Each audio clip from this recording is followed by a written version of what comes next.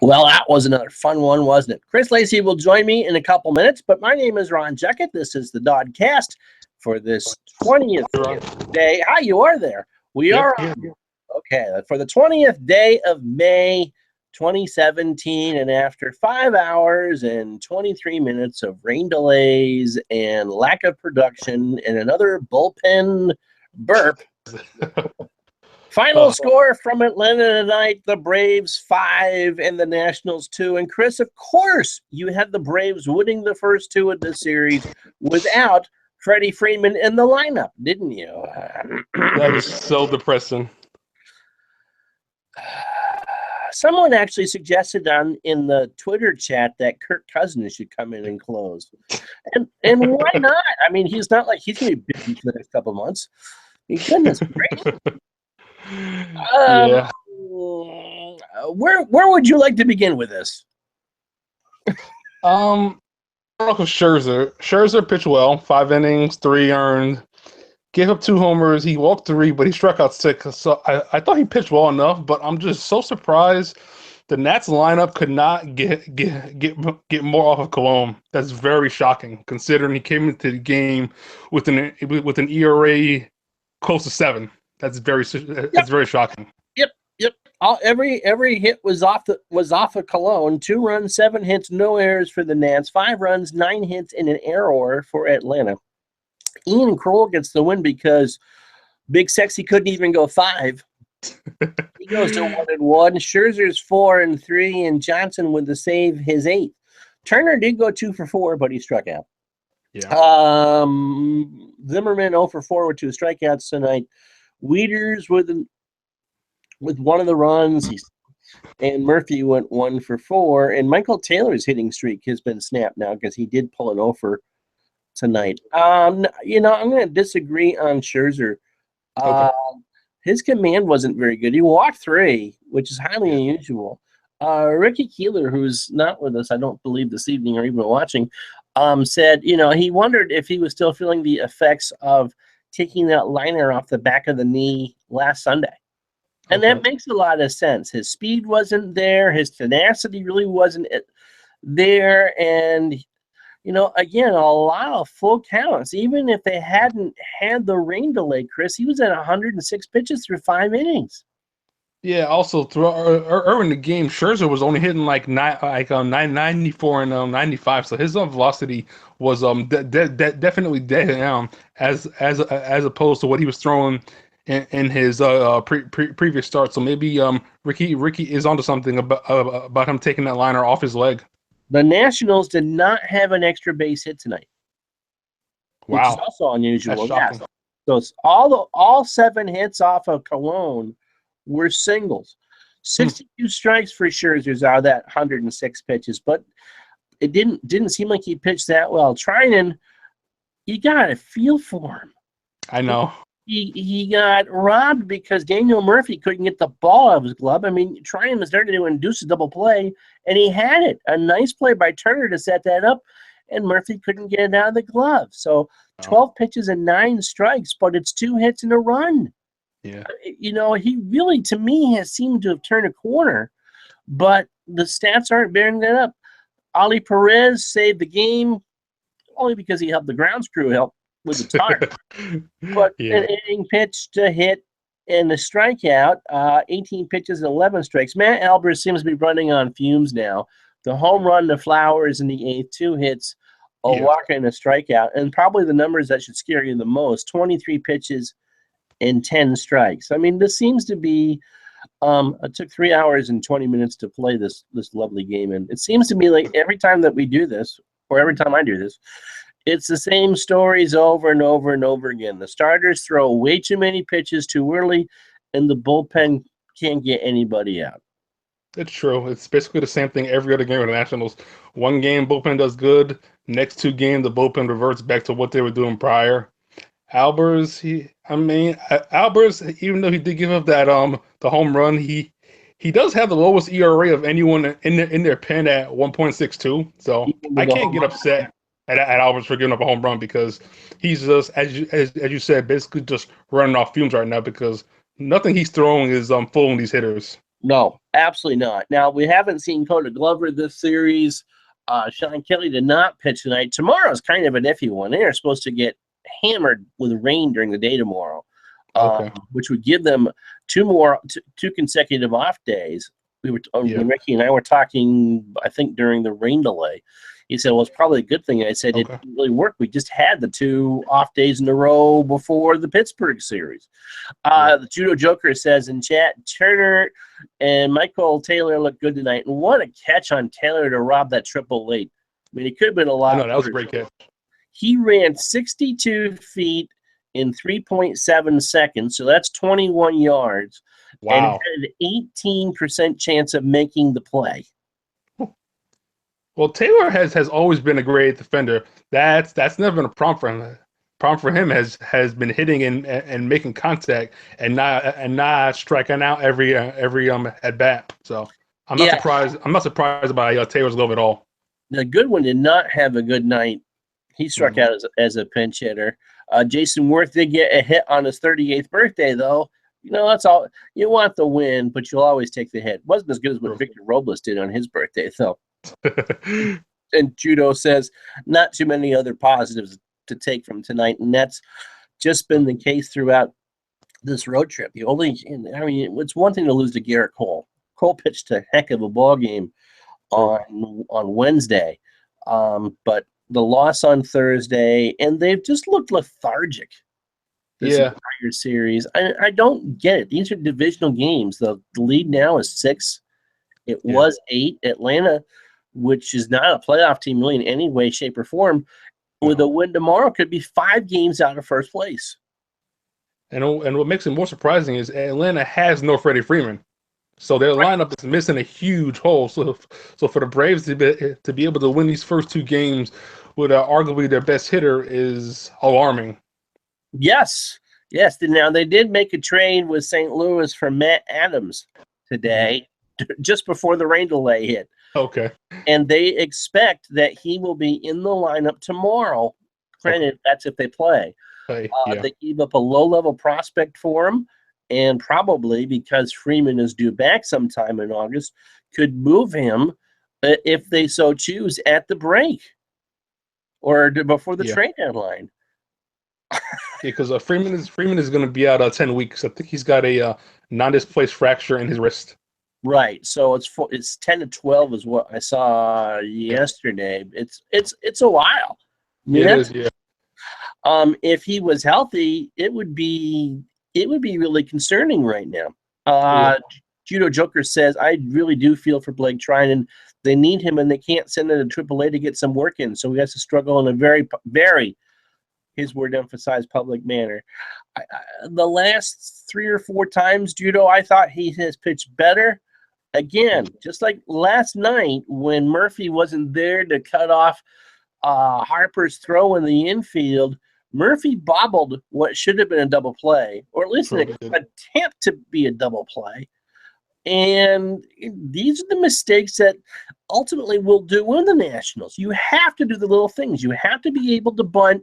You have to be able to do these little things. It's not just the bullpen right now that's struggling. And they're 0 for 23 off the Braves' pen in this series. That's 7 innings of no-hit baseball. 7 2/3 innings of no-hit baseball.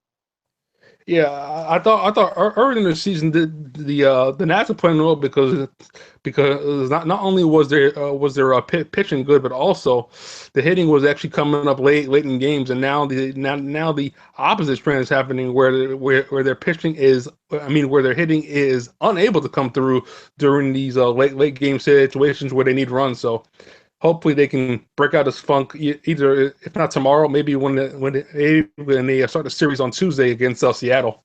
Yeah, they're home against Seattle and they're home against San Diego, and so it's not like it's a completely lost cause. But this has not been good baseball, and kind of exacerbated by the fact that we had an hour and 50-minute rain delay.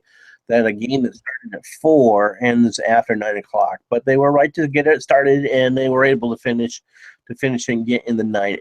Elsewhere, as someone is having a nice party in my parking lot, I think, In the division, Pittsburgh beat Philadelphia today 6-3. So the Pirates are still playing pretty good ball. Yeah. The Mets lead the Angels 4-2 on the top of the sixth. That game is on Fox. And tonight, Miami and the Dodgers continue the Don Mattingly Bowl from Dodger Stadium.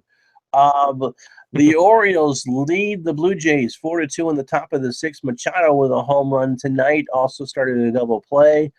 Let's see. Anything else? The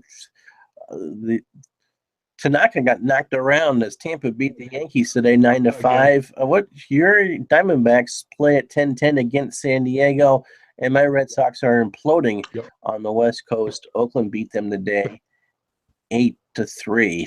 I think at one point Oakland had 4 home runs in that game, including one that traveled 460 feet, and John Farrell and Drew Pomeranz got into it in the dugout. Now that's something I would like to see. I want to see a player get mad enough to try to rile up his team in public. I understand that I wrote an article today, arguing where the passion was and all that, but I really, I don't want to see a Papelbon and Harper incident. But I do want to see people start to get upset. I mean, this level of play is not acceptable.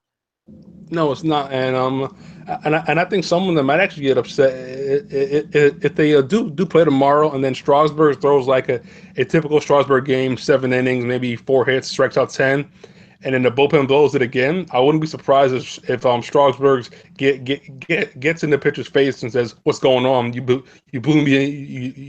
You cost me a win again." Something needs to happen. It doesn't necessarily have to happen in public. But there needs to be some sort of indication from somebody that this is not okay. By the way, kudos to Rio Ruiz, the third baseman today for the Atlanta Braves, had his first major league home run. Went 2 for 4 today. So good for him. It'll be a game that he'll never forget. All right, let's take a look at what happened today in the minor leagues.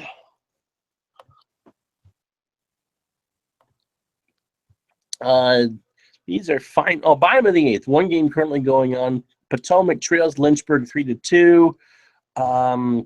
Okay. In the 10th final of the day, Syracuse lost in 10 to Lehigh Valley 4-3. They blew the lead.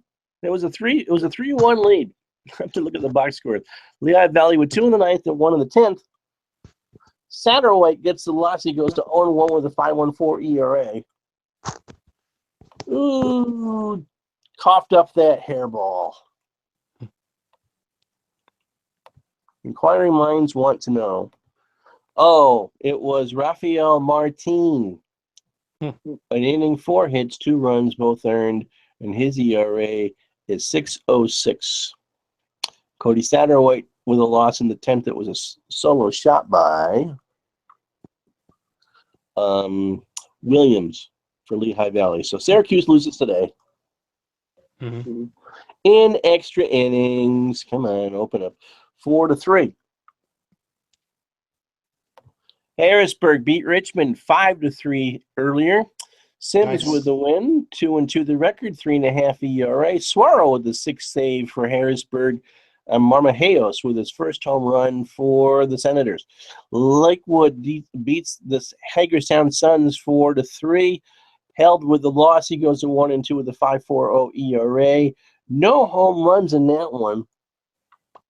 Victor Robles continues to celebrate his 20th year on the planet with I'm looking at the wrong team. Open up the wrong box score.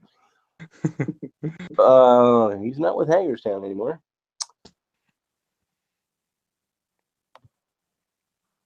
As like I said, someone is. He might be, so he's not in this one either. All right. Anywho, so that's the minor league situation for today. So again, Harrisburg is the only team to really pull off a win today in the system. Wow. So as you said, tomorrow it is Steven Strasburg and Jaime Garcia. And boy, it really falls on the Strasburg to try to stop the bleeding and get them back on the plane. I mean, maybe the best thing actually is a rainout. Rainout, yeah. So yeah, people are not real thrilled on Twitter, and they shouldn't be. And a lot of it I can't repeat in public, but I'm not going to say I disagree with a lot of it. No. What would you do at this point to shake things up? I would consider moving Harper into the leadoff spot. Why is that? I like his approach. He's got a high on base percentage, and maybe move Turner down to maybe the 6 hole, and then move Rendon up in the lineup. Just do something to try to shake the lineup out of this funk that they're in. Turner is starting to hit, which is a good sign, but he's not running behind Worth, who is having great at bats, long at bats, able to draw them out, and they're not taking advantage of it. Yeah. Yeah, I don't know who makes the decision on if Turner calls his own steals or if that's Davey Lopes. But I really want to see Anthony Rendon should not be the only one trying to steal. True. Yeah. I also want to see Matt Wieters do a better job trying to throw out base runners. Well, he's never been good throwing out base runners anyway, right? Because even with the Orioles, he wasn't that good, right? He was better than only throwing out 2 all year. Oh, okay. Robles is playing for Potomac, the one game that's going on, and he is 2 for 3 tonight with a triple. Nice. and a run scored. And Gushu is 1 for 4. He has his 37th RBI. I've got Ricky to interview with him, and that will be going up on Monday with Taylor Gushu. Austin Davidson has the other one. He's 3 for 3 tonight. So Potomac can still win that, but they are in the top of the 9th inning in Lynchburg, and they trail 3-2 there. So what did we do today? Today I did a piece on asking what the passion is. And again, I didn't really see much of anything that made me change my mind tonight. You just can't, and it's not just the closer position. I mean, so yeah, you go out and get David Robertson in a trade. You trade one of these prospects that you don't really want to lose. And what are you actually solving there? You got to you're burning out your starters. I mean, 106 pitches for Scherzer in 5 innings. We saw Gio go 116 last night, which was the highest in well over a year. At some point, something's got to give, and I'm not sure what that actually is. Yeah, I'm thinking maybe in addition to getting the closer, maybe you have to get a guy for the 8th inning as well. I don't think a closer is gonna stop the bleeding here. No, not by himself. Not by himself. All right, so that'll do it for us. Give this a like and subscribe to District on Deck on Twitter, where we do this every night. It'll just be me tomorrow. Ricky is back on Tuesday. And, of course, you know what will happen, Chris, is they'll lose tomorrow or not play tomorrow, and then they'll win Ricky's first game back. That's what's going to happen.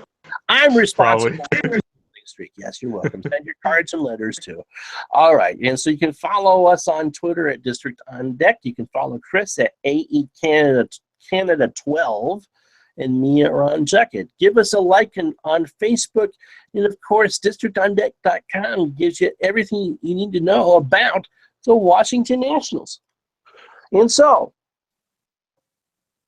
on a soggy night in hot Atlanta, the temperature dropped 20 degrees there after that thunderstorm rolled through. Wow. It dropped from 90 to 70 when it threw. It looked like, except for the mist, it looked like a really comfortable night down there. All right, so for Chris Lacey and Ricky Keeler and the rest of the staff on District on Deck, I'm Ron Juckett. Maybe we'll talk to you tomorrow. It's a 1:30 game tomorrow, so about 4:30, we might be doing this again, or it could rain several times, and it could be about this time before I talk to you again. Until then, I'm Ron Juckett. Have a good night.